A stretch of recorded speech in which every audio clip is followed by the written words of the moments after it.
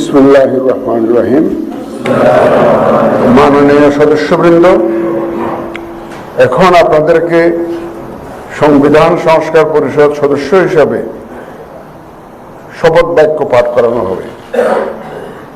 আপনাদেরকে অনুগ্রহ করে দাঁড়িয়ে শপথ পাঠ করার জন্য অনুরোধ করছি। উল্লেখ্য যে আমি শব্দটি উচ্চারণের পর মাননীয় সংবিধান সংস্কার পরিষদ সদস্যগণ ডট চিহ্নিত স্থানে নিজের নাম পাঠ করবেন। আমি সংবিধান সংস্কার পরিষদ সদস্য হিসাবে সশ্রদ্ধ চিত্তে শপথ করিতেছি যে আমি যে কর্তব্যভার গ্রহণ করিতে যাইতেছি তাহা আইন অনুযায়ী ও বিশ্বস্ততার সহিত পালন করিব।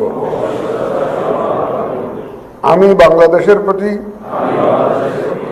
অকৃত্রিম বিশ্বাস ও আনুগত্য পোষণ করিব এবং পরিষদ সদস্যরূপে আমার কর্তব্য পালনকে ব্যক্তিগত স্বার্থের দ্বারা প্রভাবিত হইতে দিব না। ধন্যবাদ।